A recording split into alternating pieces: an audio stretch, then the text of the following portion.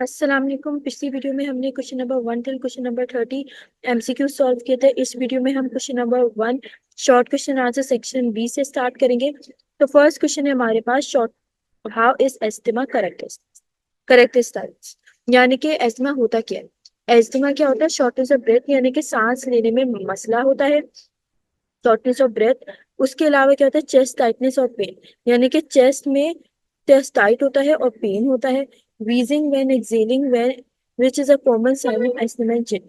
wheezing in exhaling यानी कि तकलीफ होती है सांस लेने में, और कॉमन साइन है एजमा का जो बच्चों में यूजुअली होता है। उसके बाद है trouble sleeping cause by shortness of breath, coughing और wheezing, यानी कि ट्रबल होता है, सांस लेने में प्रॉब्लम होती है, और क्या होता है? खांसी आती है और छींके आती हैं, जो ज्यादातर बच्चों में पाया जाता है। उसके बाद है question number 2, why skin is considered as excretory organ. तो स्किन को एक्सक्रीटरी ऑर्गन क्यों कंसिडर किया जाता है?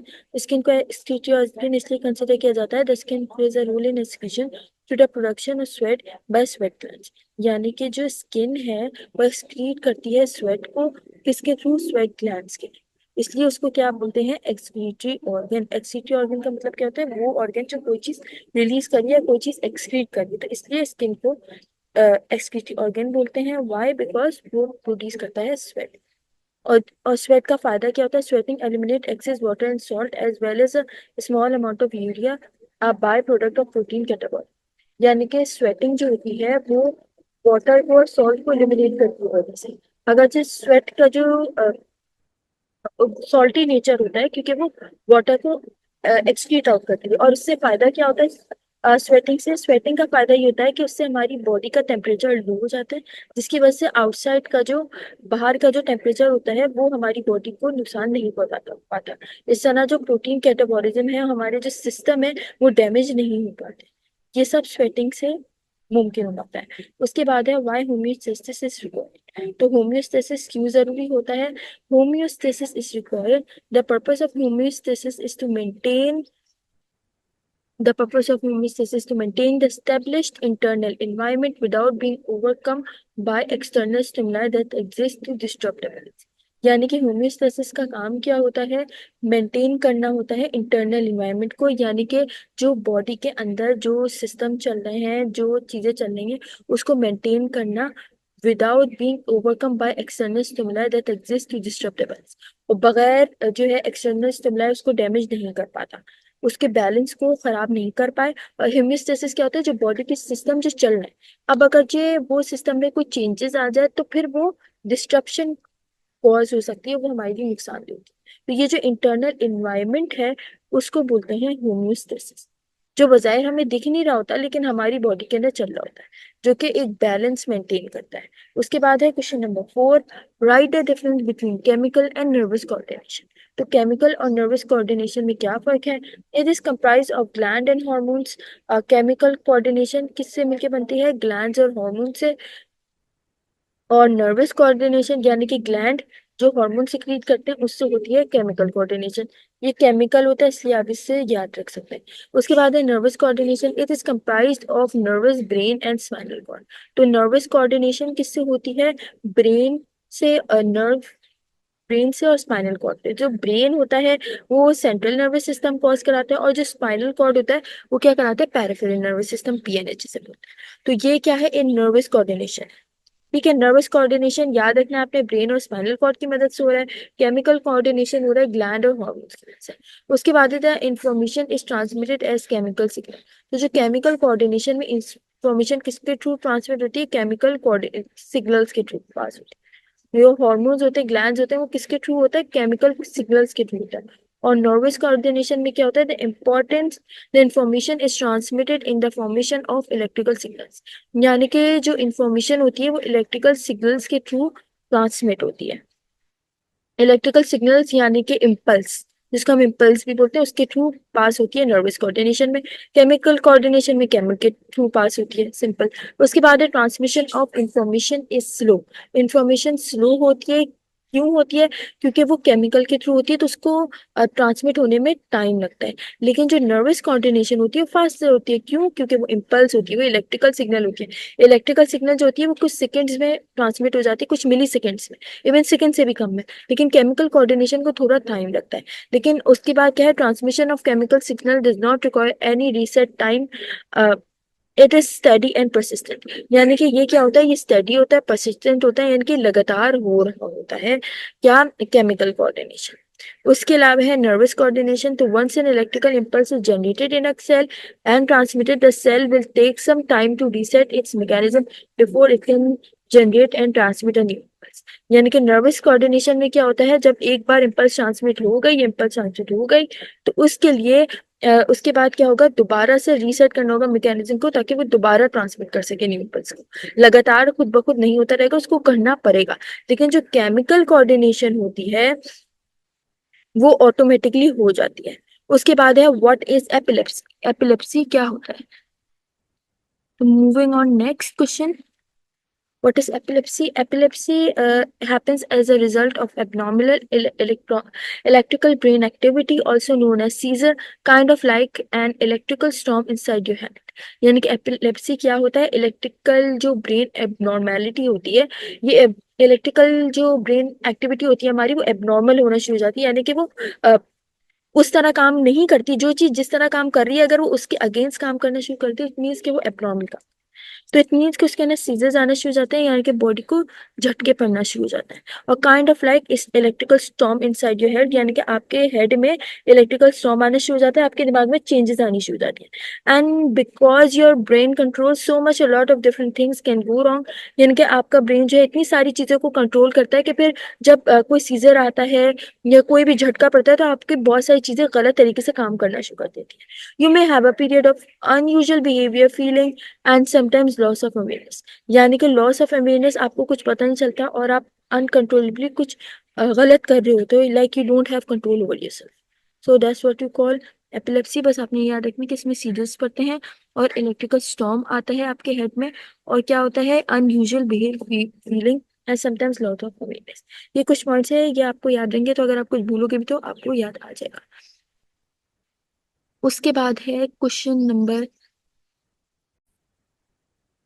उसके बाद है question number 6, write down 3 function of skeleton. तो फंक्शन बताने को 3 स्केलेटन के। तो स्केलेटन का काम क्या होता है, gives your body its shape.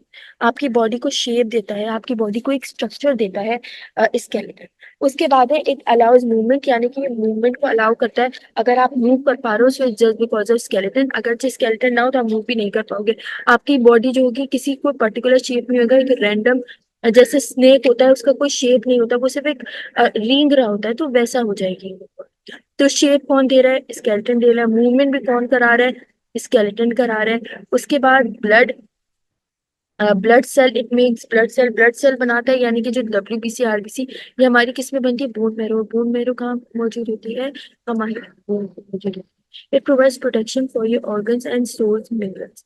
यानी कि क्या करता है, आपके ऑर्गन को प्रोटेक्ट करता है और स्टोर करता है मिनरल्स को। मिनरल्स लाइक कैल्शियम हमारी बोन्स में स्टोर होता है, और जब उसकी नीड होती है तो वो वापस एब्जॉर्ब हो जाता है। उसके अलावा जो है ऑर्गन्स को प्रोटेक्ट करता है, लाइक ब्रेन है, ब्रेन को कौन प्रोटेक्ट कर रहा है, स्कल। जो वर्टिब्रल कॉलम इसको कौन, अ, जो स्पाइन है उसको कौन कर रहा है, वर्टिब्रल कॉलम कर रहा है। जो हार्ट है उसको कौन कर रहा है, रिब्स प्रोटेक्ट कर रहा है। तो ये सारी जो चीजें हैं ये स्केलेटन के फंक्शंस है। उसके बाद है question number 7, what is rickets, right its causes. तो rickets is a softening and weakening of bones in children, usually because of an extreme and prolonged vitamin D deficiency। Vitamin D deficiency की वजह से क्या हो जाता है, रिकेट हो जाता है। Rare inherited problems also can cause rickets, यानी कि ये इनहेरिट होता है पेरेंट्स से बच्चों में। इसके अलावा vitamin D helps your child's body absorb calcium and phosphorus from. तो अब मैं आपको ये पूरी चीज एक्सप्लेन करती हूँ। तो रिकेट्स क्या होता है, ये वीक हो जाती है बच्चों की बोन्स वीक हो जाती है रिकेट्स में। उसके अलावा क्या हो जाता है, विटामिन डी की जब बहुत ज्यादा टाइम डेफिशिएंसी रहती है, प्रोलॉन्ग डेफिशिएंसी रहती है, तो रिकेट हो जाता है। उसके अलावा क्या होता है, ये रेयर इनहेरिटेड प्रॉब्लम, यानी कि बहुत कम बच्चों में होता है। और क्या होता है, विटामिन डी अगर नहीं मिलेगा बच्चों को तो फिर वो कैल्शियम और फास्फोरस को खाने से एब्जॉर्ब नहीं कर पाएंगे, और फिर उनकी बोन्स क्या हो जाएंगी, रिकेट्स में इस तरह जो होंगी फोल्ड हो जाएंगी बच्चों में, तो ये हो जाता है रिकेट्स। उसके बाद है difference between ligaments and tendon. तो लिगामेंट और टेंडन में क्या फर्क होता है? Ligaments join a bone to another bone. Ligaments का काम क्या होता है? एक बोन को दूसरी बोन से जॉइन करना। और टेंडन का काम क्या होता है? Bone to one bone. Tendon क्या करता है? स्केलेटल को, मसल को बोन से जोड़ता है। अच्छा, तो लिगामेंट किसके दरमियान होता है? बोन टू बोन के दरमियान। टेंडन किसके दरमियान होता है? स्केलेटन मसल के दरमियान, मसल और बोन के दरमियान। Bone to bone ligament, muscle to bone tendon. उसके बाद क्या है? It is strong but elastic. Ligament क्या होते हैं? स्ट्रॉन्ग होते हैं लेकिन क्या होते हैं? इलास्टिक होते हैं, यानी कि इनका साइज इंक्रीज और डिक्रीज हो सकता है। टेंडन क्या होते हैं? टफ होते हैं और इनइलास्टिक होते हैं, यानी कि इनका साइज तो डिक्रीज नहीं हो सकता, लेकिन और ये इनइलास्टिक होते हैं, यानी कि क्या होते हैं? इनका साइज छोटा बड़ा नहीं हो सकता।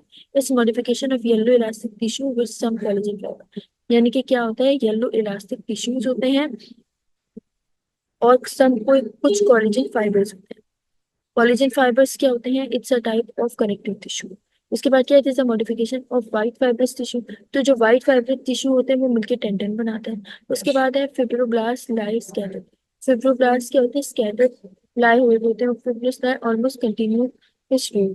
तो इसके अंदर जो होते हैं, लिगामेंट के अंदर जो फिब्रोब्लास्ट होते हैं वो स्कैटर हुए होते हैं, और टेंडन के अंदर जो फिब्रोब्लास्ट होते हैं वो क्या होते हैं? कंटिन्यूस रोज में। तो ये आपको क्लियर हो गया लिगामेंट क्या होते हैं और टेंडन क्या होते हैं। और क्या होते थे? लिगामेंट जो होते हैं येलो होते हैं, और जो टेंडन होते हैं व्हाइट होते हैं, फाइब्रस होते हैं। ये चीजें ये आपको याद रहेंगी तो आप आराम से ये वाले क्वेश्चंस भी अटेंड कर लेंगे। उसके बाद है right three causes of variation. तो वेरिएशन की कोई तीन कॉजेज बतानी, सिर्फ नाम बताने, उनको अभी डिस्क्राइब भी करना। उसके बाद है जेनेटिक फैक्टर। जेनेटिक फैक्टर क्या होता है? जो पेरेंट्स में कुछ होता है और बच्चों में कुछ और आ जाता है, ये जेनेटिक फैक्टर हो गया।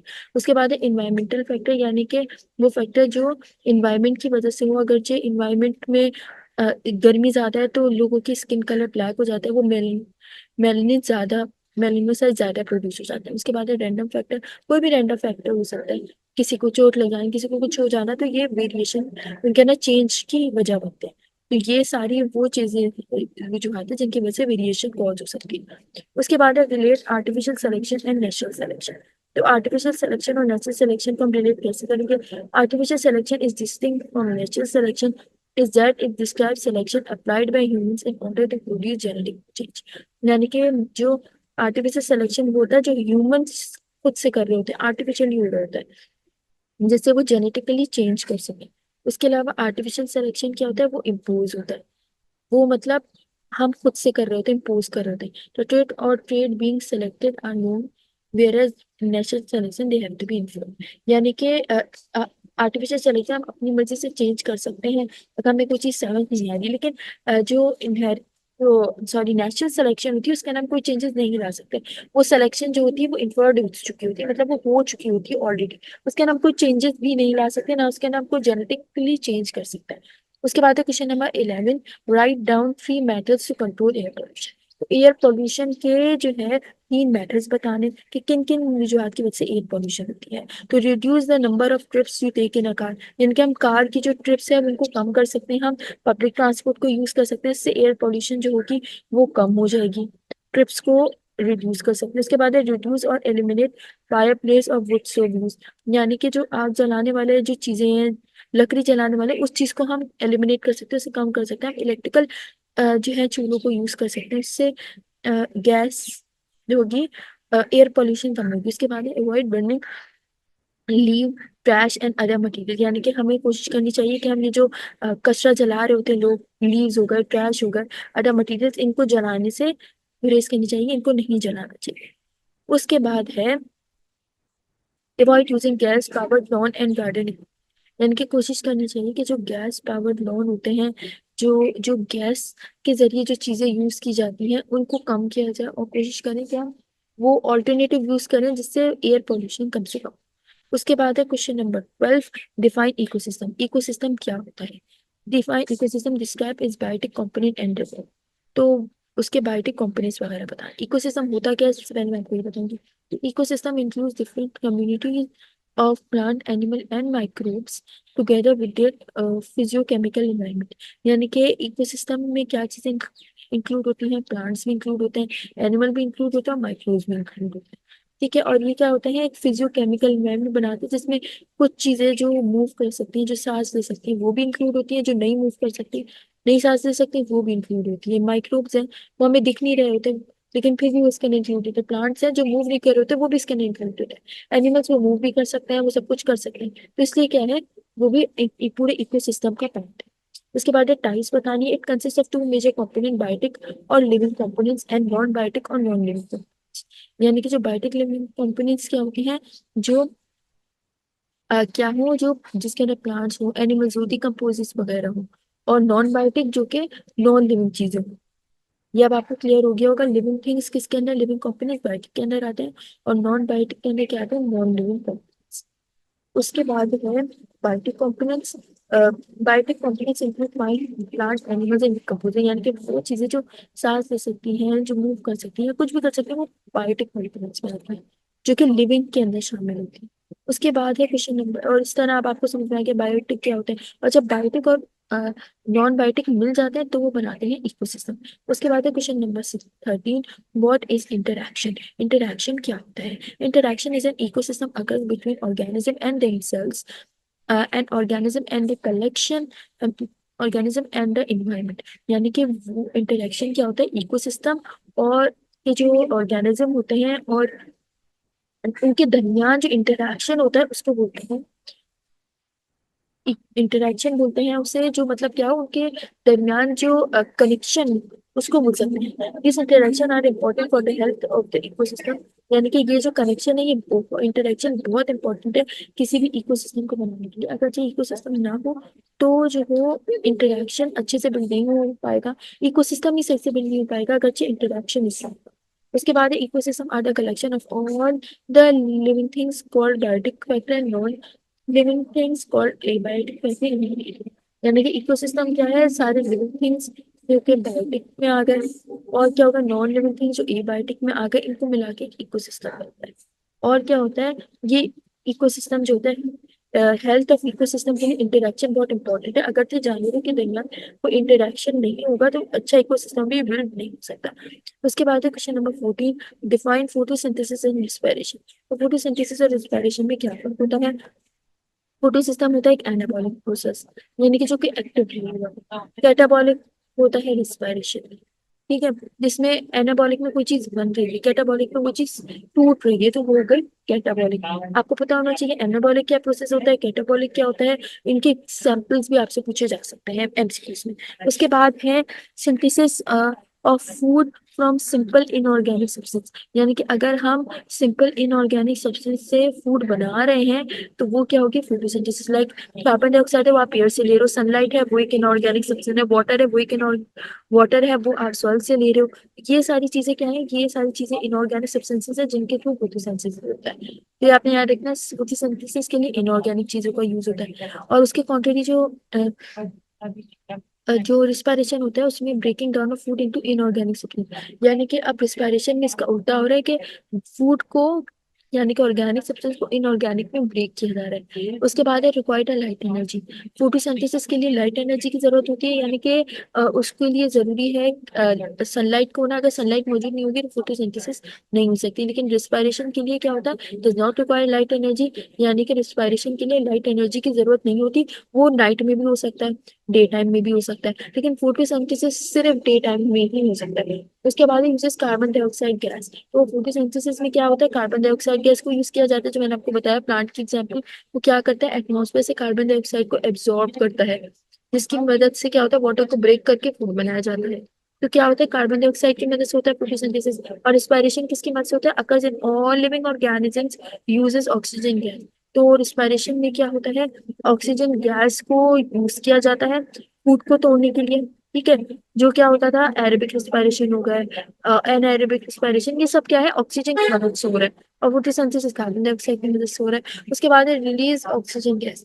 तो फोटोसिंथेसिस क्या करता है, ऑक्सीजन को रिलीज करता है। जो कि प्लांट क्या करते हैं, कार्बन डाइऑक्साइड को लेकर ऑक्सीजन रिलीज करते हैं, जिसको हम सांस लेकर यूज करते हैं। उसके बाद जो हम रिस्पायरेशन करते हैं उसमें हम कार्बन डाइऑक्साइड को रिलीज करते हैं, ऑक्सीजन को लेते हैं और रिलीज करते हैं कार्बन डाइऑक्साइड गैस को, क्योंकि हमें क्या करना होता है, अपने फूड को ब्रेक करना होता है।